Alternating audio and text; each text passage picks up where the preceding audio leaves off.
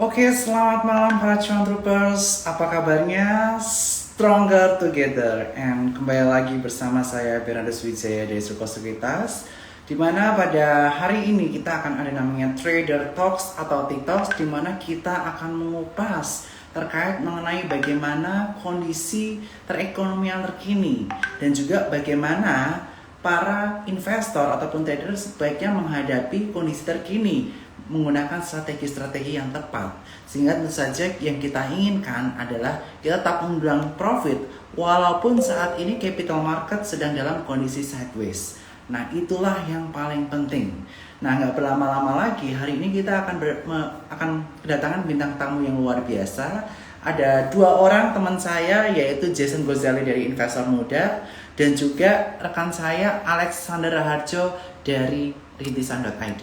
Tapi sebelum kedatangan mereka berdua, saya akan sampaikan highlight mengenai IHSG. IHSG saat ini tertahan di antara MA20 dan juga MA100-nya, di mana MA20 ada di kisaran area 6020 dan juga MA100-nya ada di area 6080 yang masih belum tertembus. Dan selama masa konsolidasi ini akan ada kecenderungan bisa naik atau bisa turun, tapi masih ada potensi ke bawah, terutama karena kasus COVID-19 yang lumayan mengejutkan, yang tembus 30.000 per hari dan adanya asing info. Tapi kita melihat malah saham-saham teknologi yang mengangkat indeks kita dan juga saham-saham kaitannya tentang infrastruktur. Dan area support yang bisa kita perhatikan untuk IHSG adalah di kisaran area 5952. Lalu bagaimana kelanjutannya mengenai IHSG ataupun story sekarang ini? Kita akan panggilkan dua bintang tamu kita, yaitu Alexander Raharjo dan Investor Muda. Saya akan panggilkan Pak Jason. Ya, halo Bu Jason, apa kabar? Bro Jason, apa kabar? Stay safe? Oh, baik, baik. Baik-baik ya, luar biasa. Dan Oke, kita kedatangan founder dari halo, Halo. Rintisan, yaitu Bro Alexander Raharjo. Halo Bu Alex, apa kabar? halo, baik Bernard. Apa kabar nih? Luar biasa. Mudah-mudahan kita selalu stay safe and stay healthy dan juga kita stronger together. Dan nggak berlama-lama lagi kita akan membahas mengenai makroekonomi terlebih dahulu dengan Bro Jason Gozali. Bro Jason, kita melihat bahwa angka kasus COVID-19 telah menembus angka 30.000 dan bahkan kita melihat bahwa PPKM darurat telah ditetapkan dan juga ada potensi PPKM darurat ini diperpanjang mengingat kondisi Indonesia yang masih belum stabil. Dan juga kita melihat kemarin adanya longsor di bursa Amerika Serikat dan bursa Eropa mengingat kondisi COVID-19, yaitu COVID ke daerah tersebut atau negara tersebut. Bagaimana pandangan Bu Jason terkait mengenai hal ini? Silakan. Iya, mungkin boleh diulang bagian terakhirnya Pak Ben lagi. Sorry, sinyalnya sempat hilang. Saya nggak ngangkap pertanyaannya karena lagi sinyalnya sempat hilang. Bisa diulang bagian Oke, akhirnya jadi pertanyaannya. bagaimana kondisi makroekonomi saat ini, kondisi IHSG saat ini, ketika kita melihat kasus COVID-19 di Indonesia membludak, ada PPKM darurat dan ada potensi diperpanjang, dan kemudian kita melihat bahwa di Eropa dan Amerika Serikat sana bursa juga anjlok karena adanya kasus COVID-19 yang melanda di negara sana. Silakan Bu Jason. Oke, jadi memang yang kasus kedua ini agak beda ya, karena pas kemarin kasus COVID itu melonjak, kita langsung keinget situasi Maret 2020. Karena waktu itu Maret 2020 adalah lockdown pertama di Indonesia, dan COVID-nya melonjak pertama, first wave, dan berusaha anjlok. Dan tiba-tiba kita ada lonjakan kedua pasca lebaran. Dan kita mikirnya, wah pasti akan crash nih. Tapi menurut saya, nggak tentu begitu. Karena kalau kita lihat dari kasus India, waktu itu India tuh COVID-nya tuh bahkan all time high. Lebih parah dari Indonesia jauh. Tapi apa yang terjadi dengan bursa Bombay Stock Exchange? Apakah dia koreksi? Malahan indeksnya all time high. Sejalan dengan pertumbuhan COVID-nya. Jadi istilahnya kenaikan COVID kemarin menurut saya sih orang sudah tahu pasti akan naik COVID ya kan. Dan mungkin memang yang sedikit nggak disangka paling PPKM-nya sampai seperti lockdown yang kayak Maret 2020. Tapi itu pun juga kita bisa lihat sendiri reaksinya di market nggak ada sell off yang besar ya kan. Rupiah kita masih cenderung stabil, ya. Pasang obligasi kita juga sama, tidak ada gerakan yang fluktuatif, yieldnya masih cenderung stabil, Berarti kan tandanya tidak ada naik flow yang baik sebesar di pasar obligasi, rupiah pun juga stabil. Saham-saham blue chip memang terkesan ketinggalan sama saham-saham teknologi, ya kan? Tapi ya cenderung masih lebih kuat kan. Jadi menurut saya COVID kali ini sih dampaknya nggak seperti Maret 2020 karena ini adalah berita jelek, iya, katalis jelek, iya, tapi bukan hal yang surprise. Beda sama Maret, itu kan surprise kan, orang nggak nyangka, nggak pernah tahu gimana ngitungnya nih. Kalau sekarang kan ya benar, memang jelek, tapi nggak surprise. Sudah terprediksi yang kemarin lebaran kita rame itu. Makanya beda efeknya, nggak ada efek, mungkin bahasa medianya nggak ada efek kejut. Efeknya ya udah. Yes, sudah nggak ada efek kejut ya. Oke. Jadi kita bisa melihat bahwa IHSG saat ini tertahan di MA20 di area 6020 dan juga support selanjutnya di angka 5950. Akan tapi saat ini IHSG masih belum mampu menembus MA100-nya di kisaran angka 6080 yang tentu ini dinanti-nantikan investor kapan akan breakout. Nah, kalau menurut pandangan Bu Jason sendiri, kapan IHSG akan mampu menembus MA100-nya? Atau perlu katalis tertentu supaya IHSG bisa mantul ke area 6080? Silakan. Ya, sebenarnya pertama nanti ketika ada listing unicorn teknologi yang besar, karena kan kita akan ubah rumus IHSG di bulan Oktober dari yang sebelumnya berbasis market cap menjadi berbasis market cap tapi yang dihitung berdasarkan free float. Aku juga bilangnya free float market cap. Jadi biarpun saya sebuah emiten yang market cap-nya 1000T, tapi yang beredar di publik hanya 8%, yang dihitung hanya di 8%. Ya, karena sekarang memang kalau kita lihat komposisi dari indeks itu mayoritas 30% dari indeks itu masih dikuasai sama saham-saham perbankan big banks konvensional.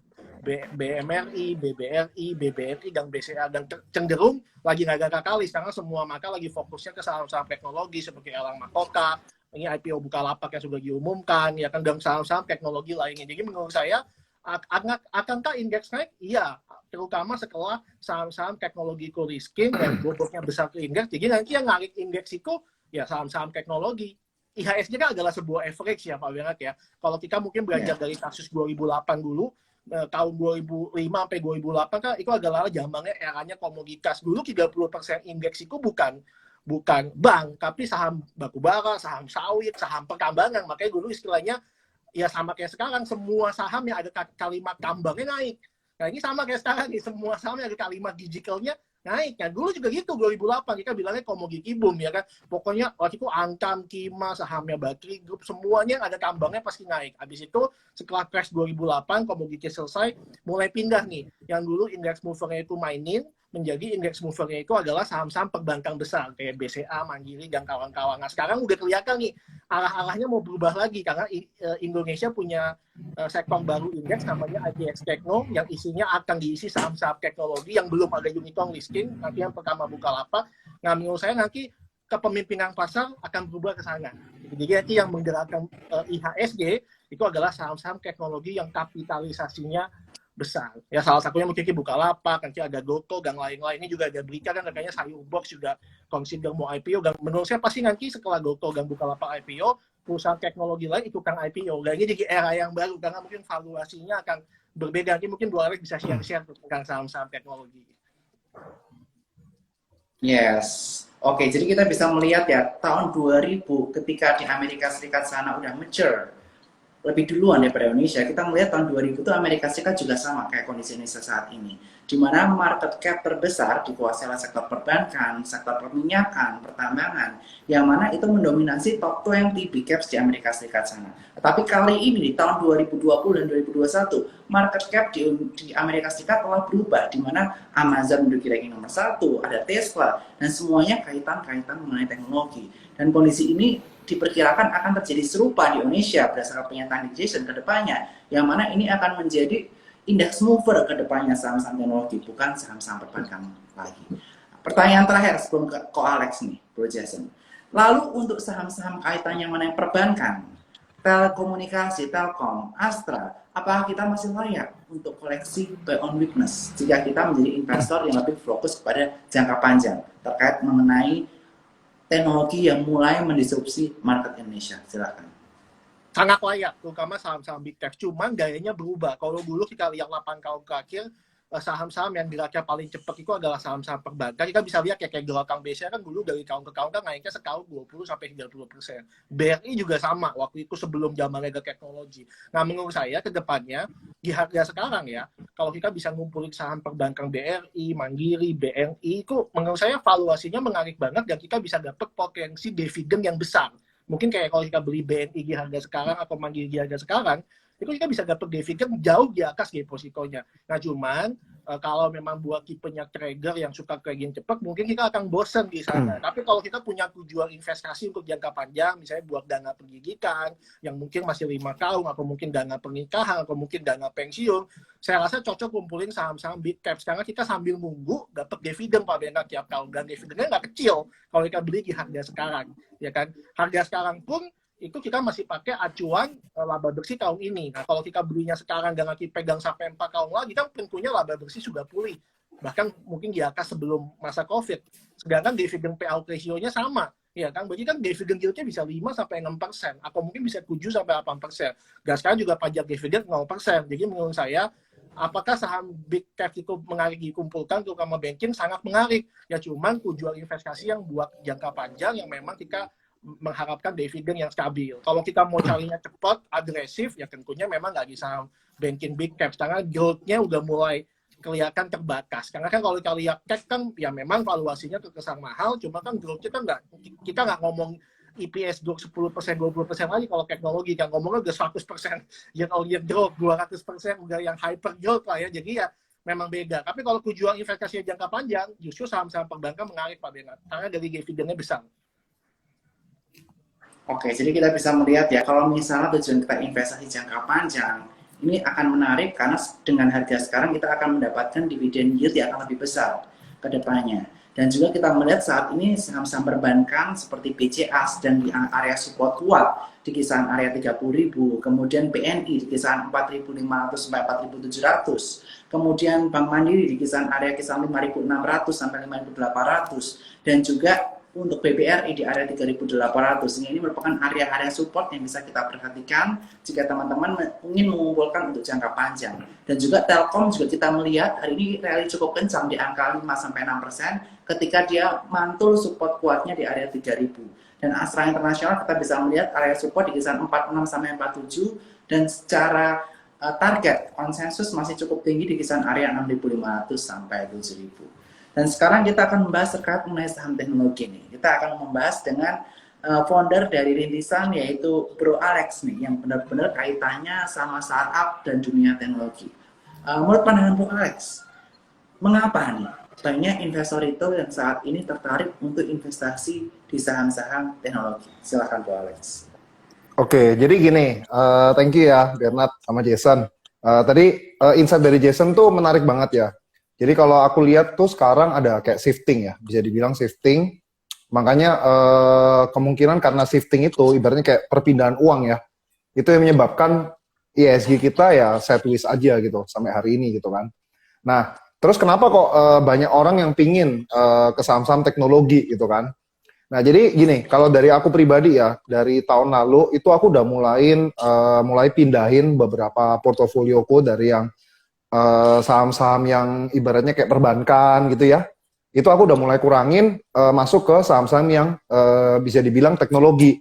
Cuma kan masalahnya kalau di Indonesia itu kan saham-saham teknologinya masih dikit ya, masih dikit, terus masih baru, ya kan. Bank-bank digital pun juga kita masih baru banget gitu loh, masih bisa dibilang kayak dari bank kecil diakuisisi dan lain sebagainya kayak gitu. Jadi aku cari aman waktu itu. Jadi tahun 2020, kalau aku pribadi aku melihat kenapa kok aku pingin shifting, karena kita lihat, jadi gini, kita kan biasanya kan lihatnya itu negara maju, gitu kan, kayak contoh kayak US gitu kan, China gitu. Karena kita negara berkembang, jadi kan kiblatnya kita di negara maju gitu. Nah di negara maju, aku lihat di sana itu saham-saham teknologi justru yang rally gitu, waktu pandemi. Nah tapi karena di Indonesia itu belum banyak, gitu kan, belum banyak dan ibaratnya kayak agak riskan ya kalau kita masuk di saham-saham yang bisa dibilang cukup baru gitu kan. Jadi yang aku pilih adalah saham-saham teknologi related, yang which is udah banyak banget di Indonesia sebenarnya, yang udah lama-lama gitu. Contoh kayak Telkom, terus Tebik, TWR, terus Link gitu ya. Kalau aku bisa sebutin sahamnya salah satu. Jadi yang berhubungan dengan internet, terus berhubungan dengan tower, telekomunikasi, itu kan bisa dibilang teknologi related. Ibaratnya itu kayak kalau kita jualan atau dagang gitu ya, itu kan bahan bakunya. Mau nggak mau kalau misalnya kita mau go digital, pasti pakai mereka. Nah, dari pemikiran itu, makanya aku shifting beberapa portofolio itu ke sana. Awalnya gitu. Terus akhirnya kita lihat bahwa oh lagi hot nih, makin hot. Terus banyak dan saya lihat tuh banyak corporate action. Gitu kan, banyak corporate action, banyak story. Nah, di situ mulai-mulai nih setting-setting juga yang beberapa yang punya corporation yang oke, kayak gitu sih. Jadi aku lihat kenapa kok anak kayak apa investor-investor zaman sekarang ya, kenapa kok ada beberapa yang ingin shifting ke sana? Karena kalau misalnya kita lihat ya, memang kalau di negara maju itu semua portofolio yang lagi rally atau indeks-indeksnya itu ditopang sama teknologi. Memang teknologinya udah lebih bisa dibilang lebih prudent lah ya, udah lebih lama gitu, udah proven, udah prudent, terus laporan keuangan juga udah lebih bagus gitu. Cuma kalau sekarang itu kita lihat kita lagi shifting ke sana. Jadi mungkin buat teman-teman yang belum shifting juga bisa cobain ya kayak antara teknologi related atau ya langsung di teknologinya kayak gitu. Kayak gitu sih Bernard. Kalau aku lihat ya gambarannya ya. Yes, yes, yes. Dan kita juga bisa melihat bahwa berbagai saham yang terkait dengan teknologi seperti DMMX, kita bisa melihat dari awal tahun naik kurang lebih 700%. Kemudian kita bisa melihat MTech yang merupakan holding dari Bukalapak yang memiliki kepemilikan 35% atas Bukalapak telah hampir mencapai angka 3.000 hari ini dan year to date mengalami kenaikan lebih dari 2 kali. Kemudian kita juga bisa melihat berbagai saham-saham yang related sama teknologi seperti Antar Aja atau ASA yang mana dia saat ini sudah mengalami kenaikan berkali-kali lipat. Ini menunjukkan bahwa karena COVID ini digitalisasi menjadi lebih cepat, di mana kita melihat bahwa sebelumnya kita terbiasa melakukan pembelanjaan secara offline, misalnya belanja baju offline, belanja groceries offline, kemudian kita ke bank offline. Tapi karena pandemi, kita mengurangi interaksi dengan dunia luar. Akhirnya, saham-saham yang related mengenai teknologi naik signifikan. Contohnya adalah MPPA, e-Groceries, yang nanti kita akan bahas di Clubhouse jam 9. Kemudian MLPL holdingnya, dan saham-saham lainnya seperti SCMA yang ada video, yang udah mengalami kenaikan signifikan. Nah, kalau dari Bu Jason sendiri, bagaimana pandangannya? Apakah tren ini akan berlanjut terkait mengenai teknologi? Yang Ya, akan tentu menarik orang retail. Ya tentu akan berlanjut. Pertama dari gua sisi, pertama kita lihat dari Bursa Efek sendiri. Kan Bursa Efek bahkan sampai merubah beberapa peraturan untuk mengakomodir kepentingan perusahaan-perusahaan teknologi. Ya kan, yang mana biasanya peraturan itu lebih mengacu seperti yang ada di Nasdaq. Misalnya ada 2 seri saham, dan perusahaan yang rugi juga boleh listing di bursa. Karena kan kebanyakan startup yang masih tanda kutip valuasinya besar dan masih dalam early stage seperti di Indonesia, tentunya posisinya masih rugi.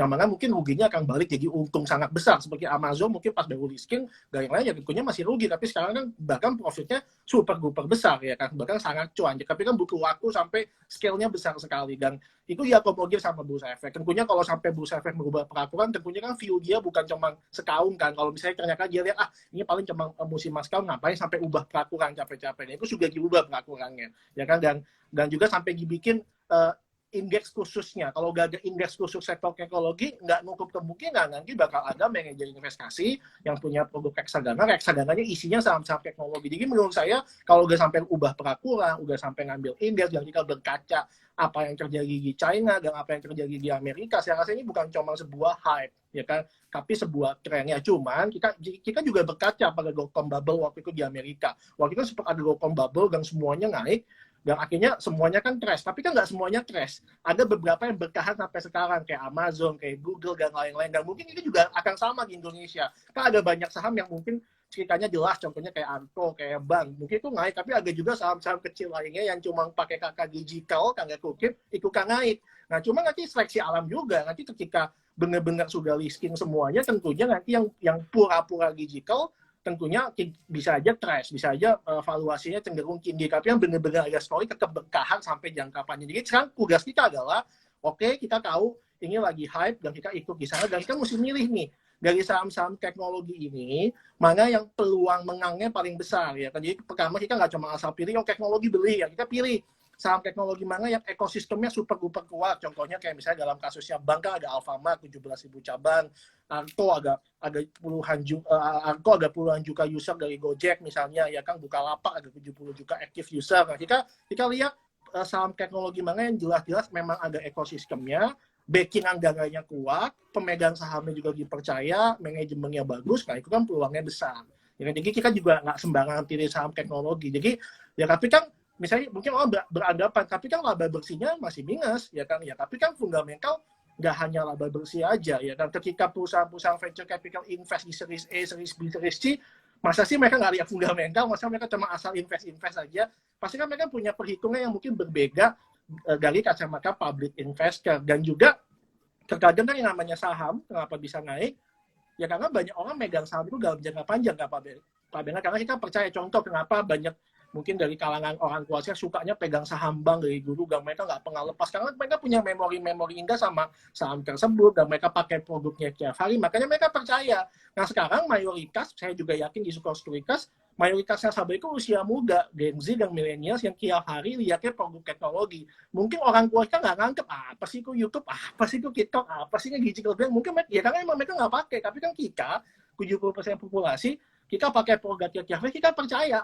Ya kan, kita jadi punya aspirasi. Nah, itu yang saya bilang mungkin saham teknologi adalah saham aspirasional. Jadi mungkin banyak anak muda, udahlah gue nggak lihat laba bersihnya, gue percaya ini produk masih ada, karena gue masih pakai produknya 10 tahun. Itu namanya saham aspirasional, ya kan. Dan kita lah sekarang mayoritas di bursa, 70% adalah anak muda yang tiap hari pakai teknologi. Mungkin orang tua kita nggak nganggap itu, tapi mungkin memang putaran uang paling banyak kan di kalangan orang tua. Kita mungkin putaran uangnya belum sebanyak itu, ya cuma kita percaya sama saham-saham teknologi. Jadi menurut saya ya ini akan panjang sih, karena anak muda sangat suka sama teknologi. Makanya kata kuncinya sekarang kalau kita mau beli saham teknologi, kita cek dulu pertama ekosistemnya jelas atau enggak, ya kan, manajemennya siapa, modalnya kuat atau enggak. Makanya kalau kita merasa Arto sama bank itu sudah naik banyak dan tinggi banget, pertanyaan kita adalah ini kan masih banyak perusahaan e-commerce lain dan super app lainnya yang belum punya bank digital, belum punya ekosistem. Mereka berusaha ngembak nih sekarang.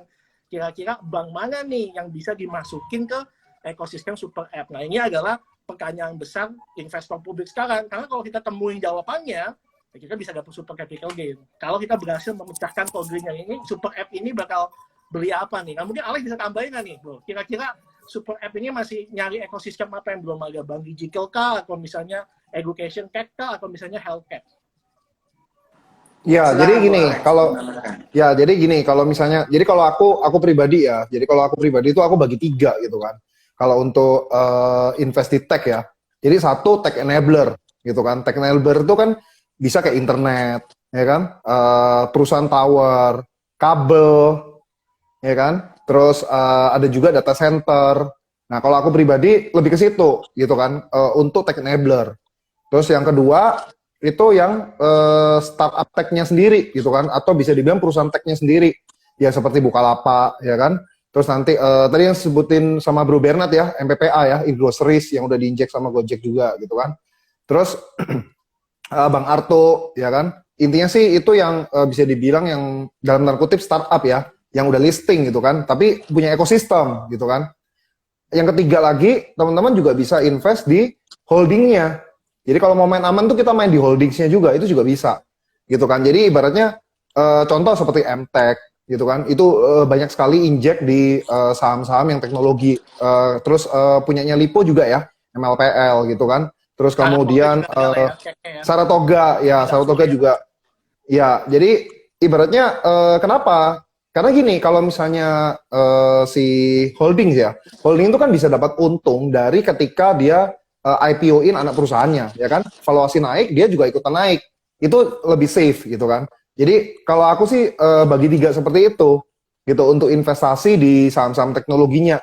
Jadi, nggak bisa kita pullin semua di satu, ya. Itu sangat berisiko menurut aku. Jadi, kalau aku pribadi, aku bagi 3, gitu kan? Ada yang tech enabler, ada di langsung nih, di motornya kasarannya kan? Jadi, kayak di e-commerce-nya, di bank digitalnya, atau mungkin di yang itu tadi holdingsnya gitu kan, yang injek dananya ke apa namanya startup itu. Karena kalau startup itu berhasil, maka holdings kan juga dapat cash. Malah holdings itu menurut aku lebih menarik gitu kan, karena dia langsung dapat real cash. Kalau startup kita based on valuation gitu kan. startup based on valuation gitu, valuasi. Oh, kira-kira jadi ibaratnya gini, kasarannya ya kayak Arto gitu kan. Oh, kenapa kok Arto sekarang aplikasi aja belum ada tapi sudah menyentuh 100T gitu kan? Kenapa bisa kayak gitu? Ya karena tadi yang Jason bilang gitu kan, aspirasi. Terus kita nggak bisa lihat historical, karena kan kalau laporan keuangan adalah histori kan.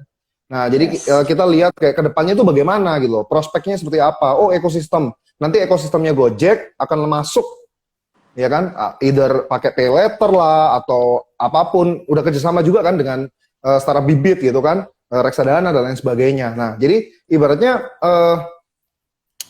itu yang menjadi apa ya, kayak kenapa orang mau invest gitu kan, karena ya future-nya itu harapannya gitu. Tapi itu sangat berisiko menurut aku, tapi ya kita bisa gain lebih besar gitu kan, high risk high return ya, konsep high risk high return masih kita pakai gitu di sini. Oke, jadi intinya semua sesuaikan dengan risk profile dari teman-teman masing-masing, dan semua di sini sekali lagi saya disclaimer on segala keputusan jual beli ada di tangan teman-teman, dan kita bukan merekomendasikan, kita hanya mereferensikan dan hanya diskusi di sini.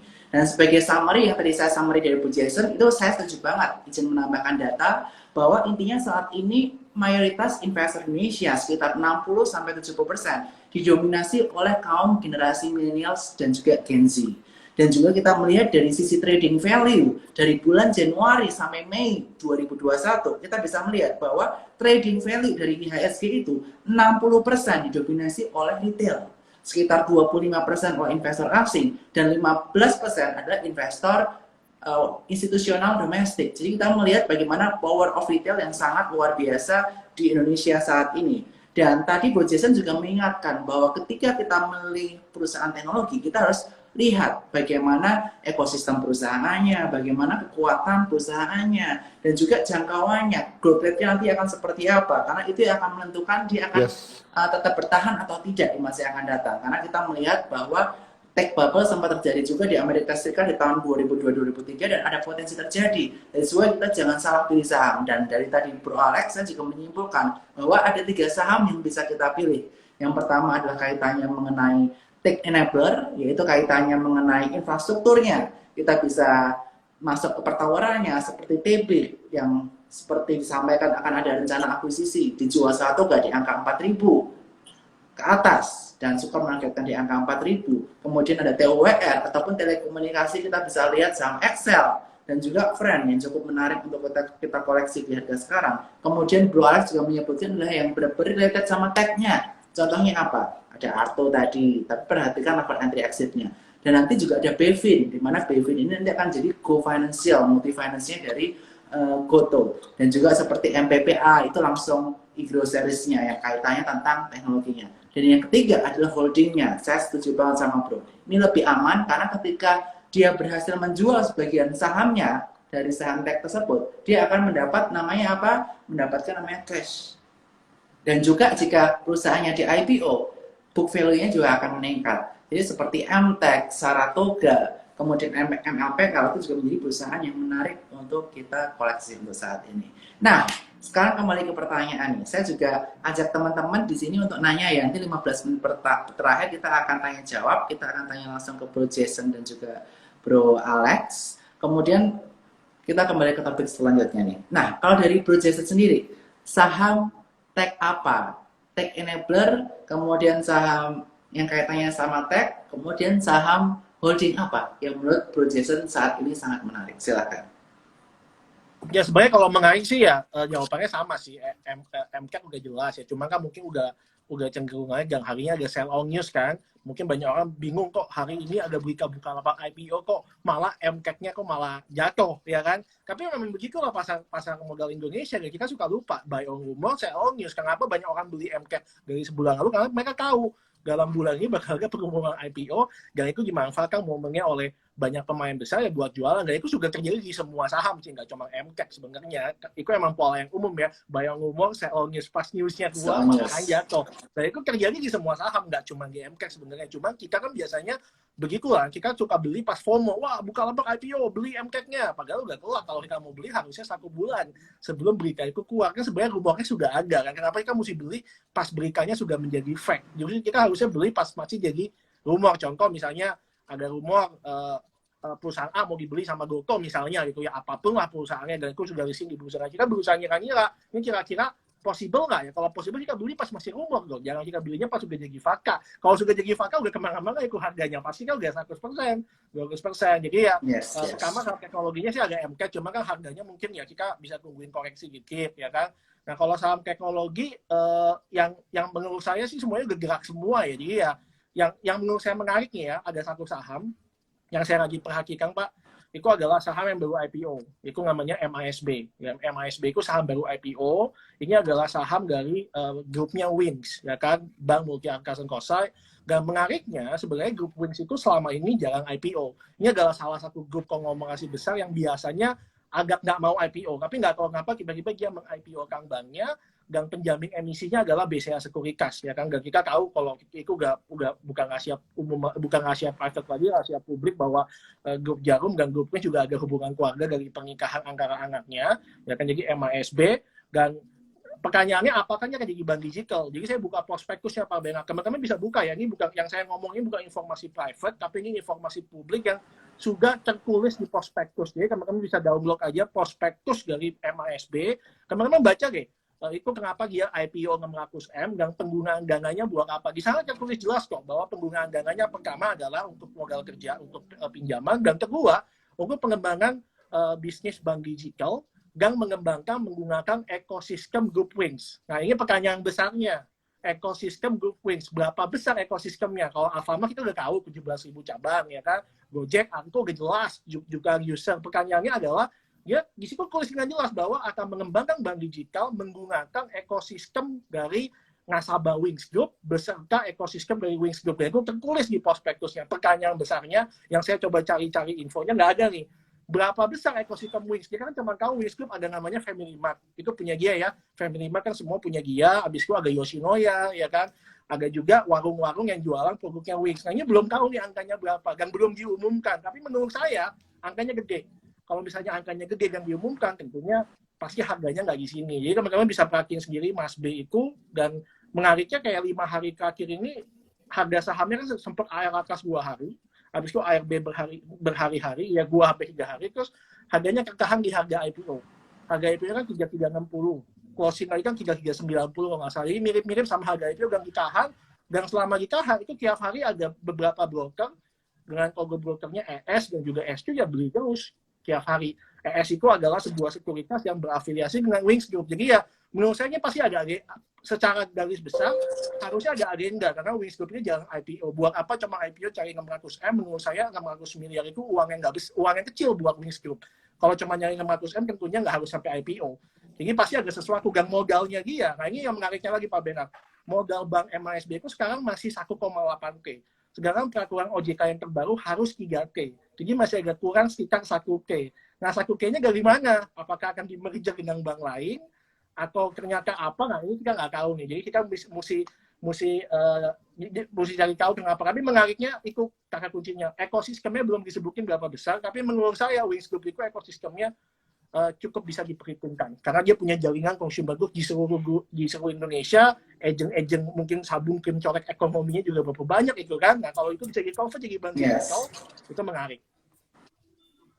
Wow, MASB kita masukkan watchlist ya Ko ya. Nanti kita akan lihat, perhatikan. Selain saham-saham yang saya sebutkan di saham pagi, ternyata ada yang unik nih MASB yang jarang saya sebutkan di saham pagi. Ini menjadi kunci yang mungkin bisa menjadi saham yang tiba-tiba menyeruak atau istilahnya bombastis nih ke depannya. Kalau dari Bu Alex sendiri kira-kira saham apa nih? Silakan.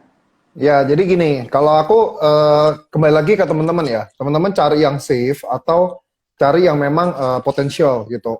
Kadang kan ada orang mikir kayak misalnya, wah gimana caranya dapat beggar gitu. Gimana caranya dapat beggar? Satu-satunya cara untuk dapat beggar adalah ya kita lihat market cap gitu kan. Kayak misalnya contoh, kayak misalnya let's say kita bicara yang udah eksis ya, kayak Arto gitu. Market cap udah 100T gitu kan.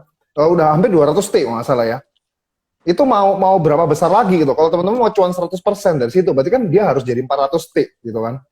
Itu kan kayak udah berat sekali gitu. Dibandingkan sama contoh kayak yang tadi Jason bilang, Mas B misalnya. Aku nggak tahu Mas B berapa T ya, Jason? 1,8 ya? Atau 2T ya market cap saat ini? Masih di bawah 10T, masih 5T. Masih di bawah 10T kan? Nah, ibaratnya kalau yang kayak masih di bawah 10T, kayak BNBA, ya kan? Terus BBYB kayaknya juga masih di bawah 5T ya. Itu menarik menurut aku. Nah, BBYB itu juga menarik. Jadi teman-teman bisa lihat gitu kan. Kenapa aku lihat menarik? Karena dari sisi aplikasinya sendiri. Jadi kan kalau kita bicara bank digital ya, kita kan pasti berhubungan dengan aplikasi. Ya mau apa lagi gitu kan. Kalau bank digital kita ukur berdasarkan cabang kan cukup aneh gitu kan. Karena kan memang bank digital ya nggak ada cabang gitu kan. Ya kita ukur nasabahnya dari mana? Ya kita bisa ukur nasabahnya dari jumlah download aplikasi. Itu yang enaknya dunia digital sekarang. Which is kalau kita lihat dari bank-bank digital ini, kalau saya lihat itu yang paling besar downloadnya adalah ya Bank Neo itu, Bank BBYB, 1 juta download. Gitu. Dan market cap-nya masih di bawah 5T, kalau nggak salah.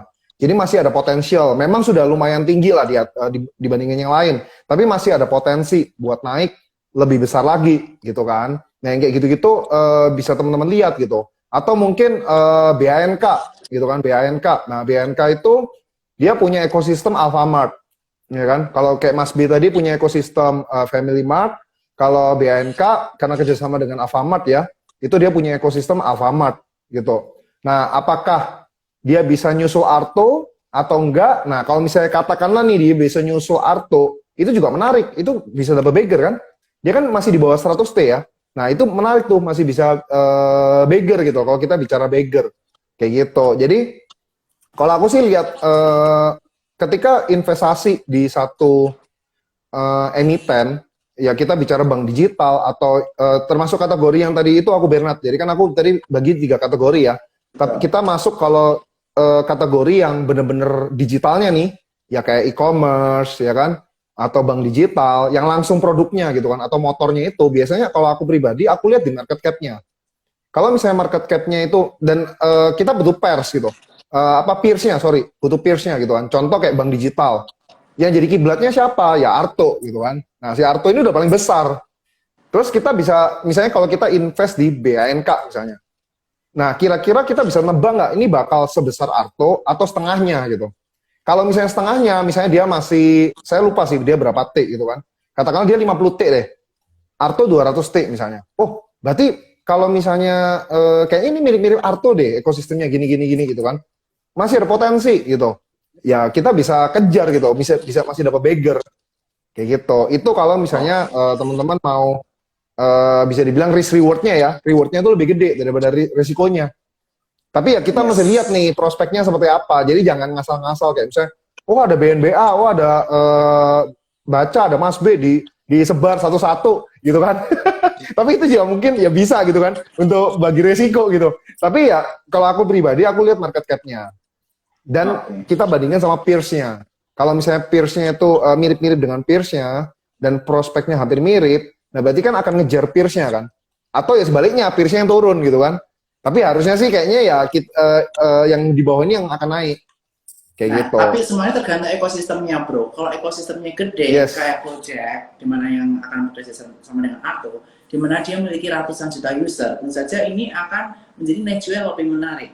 Tetapi jangan lupa, tadi Alex juga menyebutkan BBYB, di mana BBYB ini merupakan salah satu ownernya di BBYB adalah Akulaku. Yang mana Akulaku saat ini juga banyak dipakai untuk istilahnya peer-to-peer lending atau untuk pinjaman online. Yang mana ini jika akan dikombinasi katanya akan menjadi peluang yang menarik untuk BBYB.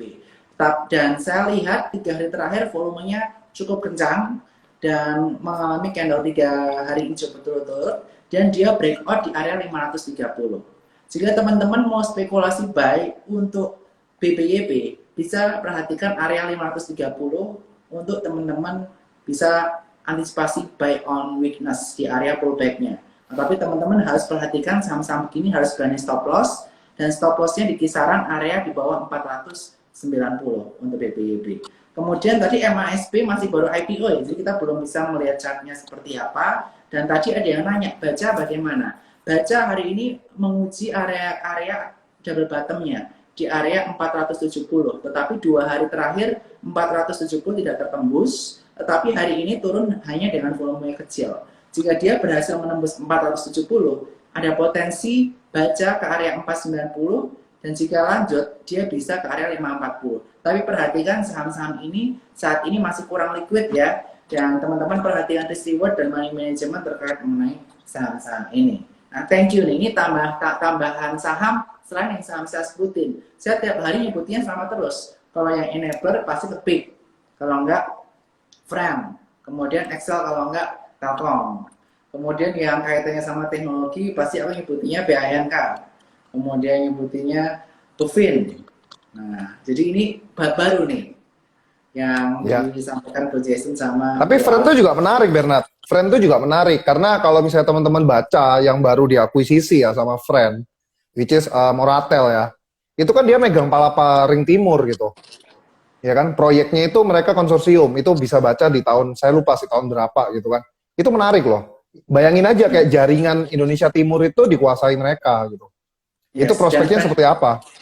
Yes, dan Friend ini selain mengakuisisi Moratel, dia juga jangan lupa Moratel ini punya data center yang nanti akan dibutuhkan oleh setiap company untuk menyimpan data. Nah, data centernya ini 10% kapasitas dari DCII dan masih akan ditingkatkan. Jadi Friend ini masih cukup menarik dan ada kabar bahwa investor asing dari China akan masuk ke Friend juga. Sehingga area bagus untuk pembelian Friend adalah di angka 115 sampai 119 seperti saya sampaikan di grup Cuan Troopers. Nah, jadi buat teman-teman yang belum bergabung, supaya kita dapat daily update, boleh masuk, boleh enggak, bisa masuk ke grup Cuan Troopers. Caranya gampang, buka rekening di Suko Sekuritas di e-form.sukosekuritas.com. Karena di sini kita akan pandu kapan teman-teman masuk dan keluar, tapi tentu saja semuanya disclaimer. Semua keputusan jual beli ada di tangan teman-teman, dan istilahnya teman-teman harus tahu risiko bahwa perusahaan-perusahaan teknologi seperti ini biasa lebih fluktuatif, dan tentu saja akan lebih risikonya lebih tinggi daripada perusahaan-perusahaan yang konvensional. Tapi semakin tinggi risikonya, tapi rewardnya juga akan semakin tinggi. Nah, kemudian Bro Jason, ada pertanyaan lagi nggak Bro Jason untuk Bro Alex atau ke saya, silakan. Oh ya paling ini Pak Bera, mungkin kita bisa bahas nih. Ini banyak pertanyaan pasti soal bagaimana saya sebagai nasabah Suko Sekuritas bisa ikutkan IPO-nya Bukalapak. Ini kan Pak Benar CEO-nya, mungkin Pak Bera bisa jelasin langsung nih bagaimana nasabah Suko Sekuritas bisa ikutkan IPO-nya Bukalapak. Apa yang harus dilakukan? Oke, jadi teman-teman untuk yang IPO Bukalapak gampang banget caranya. Teman-teman tinggal buka rekening di e-form.sukosekuritas.com. Dan nanti kita akan kasih panduannya di grup Telegram Suko Sekuritas terkait bagaimana membuka rekening atau ikut book buildingnya Bukalapak. Caranya gimana? Nah, yang pertama, jadi kita isinya nanti di rekening atau mengisi form di https about.bukalapak.com/id/investor/relation.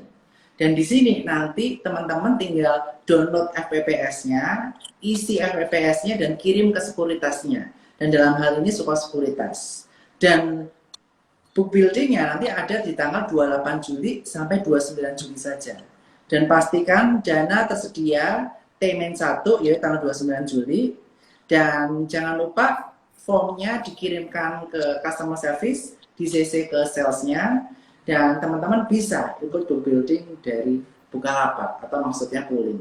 Dan tentu saja teman-teman menarik banget Bukalapak ini. Mengapa? Karena dia akan menjadi unicorn pertama yang IPO di Indonesia. Minatnya sangat luar biasa. Dan saya percaya dengan kenaikan MTEK ini menunjukkan bahwa minat terhadap Bukalapak sangat tinggi. Karena kalau teman-teman nggak dapat Bukalapak, teman-teman beli holding yang MTEK.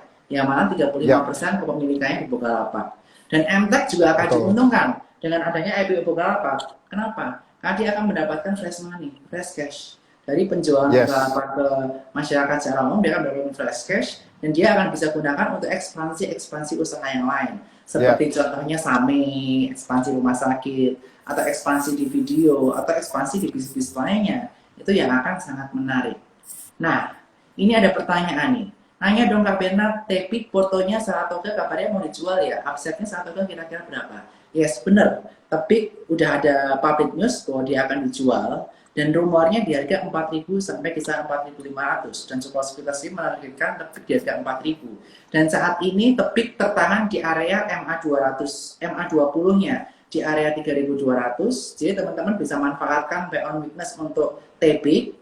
Dan untuk Saratoga sendiri dengan hasil penjualan dari Tepik ini, kita menargetkan angka fundamental bisa sampai ke area 2.400. Jadi Saratoga masih memiliki upside, dan dia saat ini tertahan di area support, area resisten yang sekarang menjadi support di area 1880. Itu untuk pertanyaannya yang terjawab. Mungkin ada yang Ya. nanya lagi nih, Bukalapak atau Goto? Mungkin Bro Jason sama Bro Waduh. Alex bisa jawab nih, silakan. Oh, gua kalau gitu gua jawabnya pakai jaket aja nih ya. Biasa. Gua masih pakai jaket nih jawabnya nih. Nah, gua jawabnya langsung pakai jaket Gojek. Waduh. Nah, Pakai atributnya nih. Sama deh, gue juga pakai atributnya. Nah, jadi udah tahu ya jawabannya kita apa nih? Sekarang mumpung lagi Bukalapak, ya saya masuk Bukalapak dulu.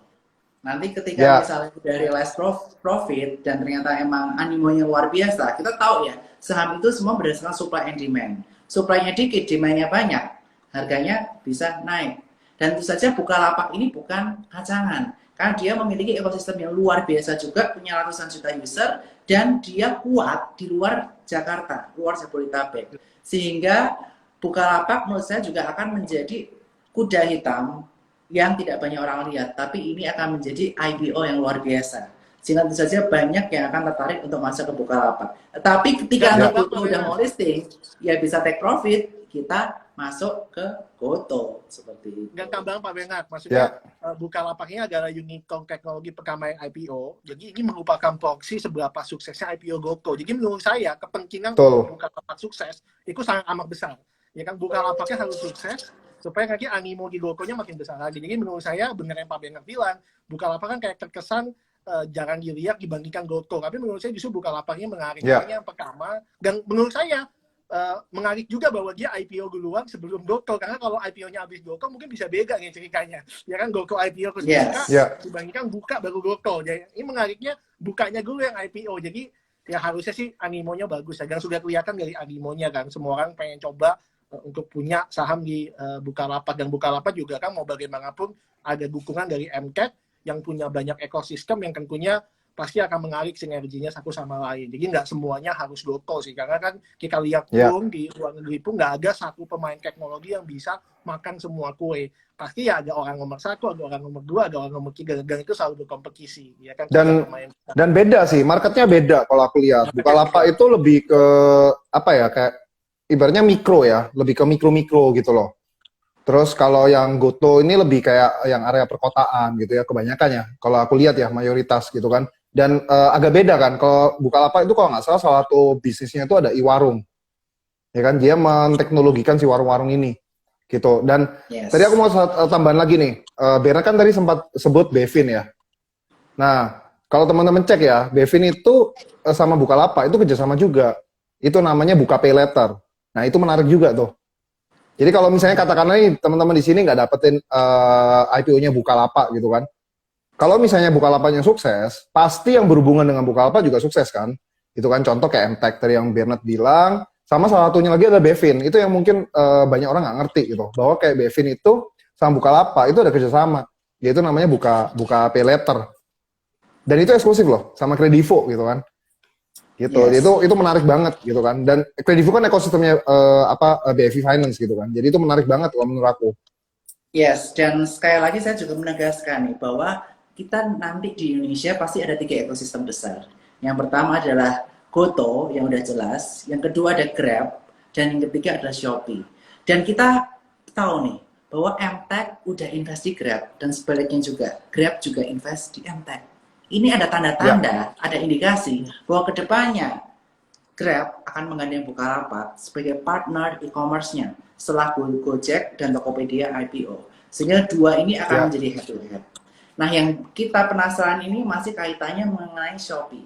Kalau si Goto kan udah jelas, dia nanti multi finance-nya kemungkinan besar pakai Bevin. Kemudian bank digitalnya pakai Harto. Untuk yang Grab dan Bukalapak ini masih belum tahu nih, ini bank digitalnya mana sih? Ini masih menjadi rumor.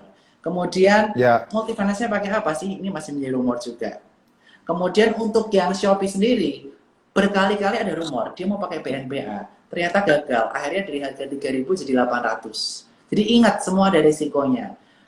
Dan juga katanya rumornya BNK, ternyata belum. BNK ternyata sama Alfamart yang memiliki tenan 20.000 di Indonesia. Yang which is ini menjadi value added. Karena Arto cuma punya digital, BNK nanti punya digital, udah syariah pula. Punya di toko-toko Alfamart kita bisa buka rekening, bisa deposit.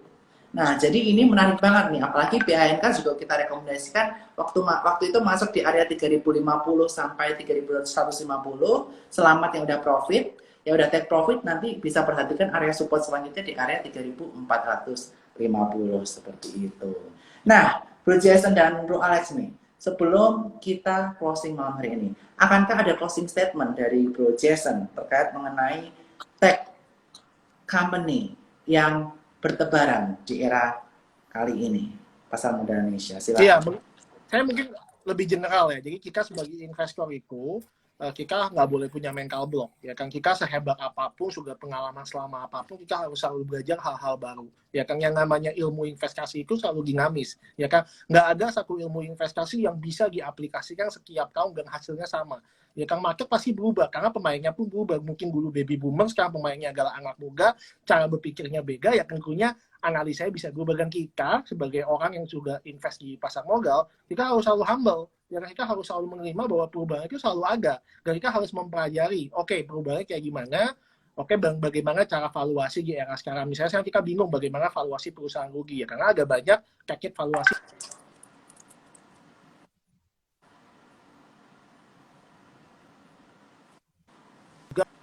Halo Bro Jason, putus. Deposit, Oh, itu putus juga ya? bisa dilakukan. Oh ya, halo, jelas? Bisa saya ulang? Ya jelas-jelas, silakan. Oh iya, jadi ya intinya itu, kita harus selalu dinamis sebagai investor, kita harus tahu bahwa market itu selalu berubah, begitupun juga cara kita meng-approach market, karena kalau kita merasa kita punya satu jurus yang bisa dipakai seumur hidup, kan kita sombong, kan kita merasa kita juga bisa menaklukkan market, padahal nggak ada yang bisa menaklukkan market, ya kan, dan kita harus selalu humble, kita harus percaya bahwa kita harus selalu belajar hal yang baru, ya itu lah, misalnya sekarang kita bingung nih saham teknologi seperti apa, nggak apa-apa, kita nggak harus invest di saham teknologi, tapi kita mau belajar dulu nih, ini kenapa sih orang suka teknologi, valuasinya seperti apa? Setelah kita belajar, baru kita memutuskan, oh ya ini kira-kira tapi jangan sampai kan mental block, nggak mau beli, ini perusahaan rugi, nggak mau beli. Nah, kita harusnya jangan seperti itu, tapi kita cari tahu dulu, kenapa banyak orang suka saham teknologi, alasannya apa, cara mereka valuasi seperti apa, baru kita mikir, kira-kira make sense atau enggak ya. Kalau make sense ya ikutan, kalau nggak make sense ya udah nggak usah ikutan, karena nggak ada paksaan beli atau jual. Tapi setidaknya kita punya sikap yang humble untuk mau tahu dulu nih, ada apa sih saham teknologi lagi hype, seperti apa caranya. Tapi jangan sampai kan punya mental block. Kalau kita mungkin tahunya misalnya valuasi pakai PER, pakai PBV. Bridgespin kan perusahaannya harus untung kalau pakai PER. Jadi kalau rugi kan nggak bisa pakai PER. Udah saya nggak beli. Tapi kan belum tentu juga. Buktinya saham-saham teknologi naiknya kok luar biasa ya kan. Jadi ya menurut saya kita harus selalu humble dan selalu belajar hal-hal yang baru. Makanya saya suka sama Sukor Sekuritas, karena Sukor Sekuritas selalu kasih edukasi rutin setiap minggu, bahkan tiap hari, bahkan hari libur. Ya kan, dan itu selalu ada ilmu-ilmu yang baru dan punya banyak edukator. Jadi teman-teman harus punya sekuritas seperti Sukor yang memang bisa kasih edukasi setiap hari, setiap minggu, kasih update terbaru. Karena yang namanya market itu dinamis, teman-teman. Nggak ada satu ilmu buku yang oke, saya pakai buku 10 tahun lalu akan sama hasilnya. Pasti berubah cara valuasi, cara menilai perusahaan. Pasti terus ada yang namanya perkembangan. Jadi ya teman-teman harus selalu humble dan pelajari teknik-teknik valuasi terbaru. Karena market itu sangat luas. Dan pengalaman saya pas saya masuk market, semakin saya lama di saham, saya semakin nggak tahu apa-apa. Karena saya merasa, kerja masih banyak yang belum gua tahu ya. Dulu kita merasa kan, setelah saya mengerti valuasi PER, PBV, kita merasa, wah kita hebat, tahu segalanya. Tapi pengalaman saya malah beda. Semakin lama di market, saya malah merasa semakin saya nggak tahu apa-apa, dan masih banyak yang belum saya tahu. Jadi saya jadi semangat untuk makin belajar. Dan kita harus punya attitude seperti itu sih di market. Untuk bertahan di era sekarang. Oke, dari Ko Alex gimana nih closing statement-nya? Silakan. Ya sama ya, nambahin aja nih ke Jason gitu. Jadi ya kita adaptasi aja nih ke perubahannya. Karena kan memang seperti yang tadi Bro Jason bilang di awal ya, kita tuh lagi di eranya nih, kayak tahun 2008. Di 2008 lagi hot-hotnya batu bara gitu kan. Kalau yang sekarang tuh lagi hot-hotnya teknologi. Tapi kalau aku lihat tuh hotnya itu nggak hanya kayak di Indonesia aja nih. Maksudnya di luar juga udah seperti itu gitu kan. Even kalau kita bicara kayak, perusahaan rugi kok kita invest. Nah, apa kabar SEA Group gitu kan? Itu rugi, masih rugi. Laporan keuangan masih rugi, tapi udah berapa billion US dollar gitu kan? 100 billion US dollar gitu. Ya kan, 100 billion US dollar. Jadi udah gede banget gitu. Karena itu lebih nggak masuk akal lagi gitu. Jadi kalau aku pribadi sih menyarankan, ya kita juga jangan menutup lah ya. Jangan tetap terus belajar. Terus kalau misalnya bingung cara ngitung valuasinya, kalau aku pribadi, cara paling gampang adalah kita lihat perusahaan yang sejenis nih dengan di luar. Itu udah paling gampang. Oh, di luar nih bisa segini nih dan dia udah untung. Oh, sekarang contoh kayak data center deh. Kita udah baru IPO. Tapi di luar kan udah ada banyak nih contoh-contoh data center kan. Atau e-commerce deh, Bukalapak. Ya kita bisa contoh kayak misalnya di luar tuh ada apa gitu kan. Oh, ada Amazon gitu kan. Kira-kira nih Bukalapak ini bakal bisa sebesar Amazon atau lebih besar atau setengahnya atau seperempatnya. Nah, itu kita bisa cek di situ kan. Soalnya sudah ada ibaratnya apa ya? Kiblatnya ya. Udah ada contohnya gitu kan, udah ada patokannya. Jadi kita bisa cek dari sana. Kayak gitu sih. Terus buat teman-teman, kita bisa bagi 3 yang tadi aku bilang kan di awal. Jadi kita bisa bagi 3 tech enabler langsung di motornya itu atau di holdingsnya gitu kan. Yang paling aman ya di tech enablernya karena kita udah bisa, kita masih bisa pakai lah PRPBV itu masih bisa kita pakai. Karena kan laporan keuangannya sudah ada sejak dulu kayak perusahaan internet, perusahaan telco. Terus kalau misalnya yang kedua yang lebih aman daripada yang motornya langsung yaitu holdingsnya. Karena kan kalau misalnya si motornya ini berhasil, IPO atau dia jual, dia dapat real cash gitu. Jadi pasti dia akan untung juga gitu. Nah yang ketiga baru yang langsung di motornya nih, kayak langsung di e-commerce-nya, di bank digitalnya. Nah teman-teman bisa bagi tuh. Kalau aku pribadi aku bagi seperti itu. Dari yang berisiko tinggi sampai yang berisiko rendah atau sebaliknya. Gitu sih. Wow, luar biasa banget ya. Jadi sebagai kesimpulan, intinya market Indonesia ini saat ini di-drive oleh retail. Di mana retail ini saat ini dimensi 60% sampai 70% oleh milenial. Sehingga tidak heran bahwa appetite mereka untuk investasi pun berubah. Yang awalnya dari perusahaan-perusahaan konvensional atau old economy berubah yang kekaitannya sama tech. Nah, yang di tech ini kita bisa bagi menjadi 3. Teman-teman bisa tech di tech enabler, di komunikasi ataupun infrastruktur, di pertawaran. Kemudian bisa ke tech-nya langsung, seperti contohnya BANK, atau Arto, dan lain sebagainya, Bevin. Atau bisa ke holdingnya, yang mana holdingnya akan mendapatkan cash ketika perusahaannya dijual atau IPO, yang mana ini bisa menjadi kekuatan, menjadi pilar teman-teman untuk berinvestasi. Dan jangan lupa untuk teman-teman supaya dapat update tiap hari, follow Instagram Suko Sekuritas, Investor Muda dan Alexandra Harjo. Dan jangan lupa ikut support dari update tiap pagi jam 8.30 atau di clubhouse saya saham pagi jam 8.30 untuk mendapatkan update terkini. Kira-kira saham apa yang menarik, saham-saham apa yang menarik untuk kita koleksi untuk investasi ataupun untuk trading dalam jangka waktu cepat. Yang mana ini akan mampu menambah knowledge teman-teman terus. Kalau teman-teman mau belajar tiap hari. Apalagi punya 3M+1D, yaitu mindset, metode, money management, dan kedisiplinan.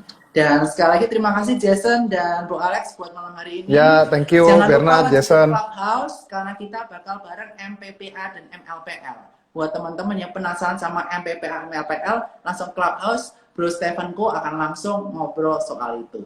Dan sekali lagi, thank you Bro Alex, thank you Bro Jason. Thank you. Pak Bernard, Stronger together. bajunya kita pas loh Pak. Bukalapak, Gojek, Ya. Tokopedia. Ya, Bernard mewakili Bukalapak nih. Nih aku mewakili Tokopedia, Jason Gojek. Oke, selamat together semuanya. Dan jangan lupa buka rekening bareng Sukor supaya teman-teman bisa dapat update terkini mengenai kita. Thank you Jason, thank you Alex, bye-bye.